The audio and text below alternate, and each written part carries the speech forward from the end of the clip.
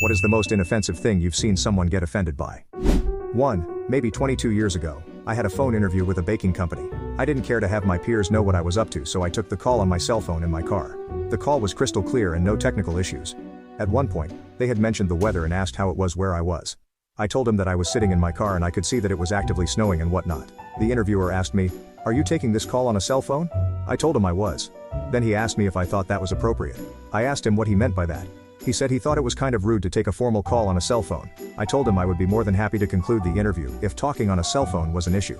If he was interested, I'd be happy to continue it the next day when I'd be at a desk.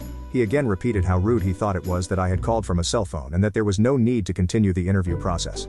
I disagreed with the first point but did agree with the second. To this day, I wonder what the hell he was talking about and where he was coming from. 2. When I was a child, my mum paid for something with a check. The cashier remarked that my mum had nice handwriting. My mum flew off the handle and we had to storm out of the shop in outrage. To this day, I have no idea what happened.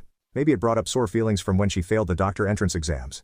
3. At my wedding we marked the vegetarian items as vegetarian. This made the one vegetarian at my wedding, sister-in-law who hates me, fly into a catatonic rage because we are singling out the vegetarian food as vegetarian and not treating it as normal food. Then how the fuck are they supposed to know it's vegetarian? 4. My 7-month-old was wearing a shirt that had a rocket ship and the NASA logo and some middle-aged woman in the shop said, "He shouldn't be wearing that because he's clearly not an astronaut." I was dumbfounded. 5. Someone posted a video about 9/11 and someone commented, "Please take this down, you're not from New York. You will never understand this pain." She said this as if only people from New York were in the World Trade Center.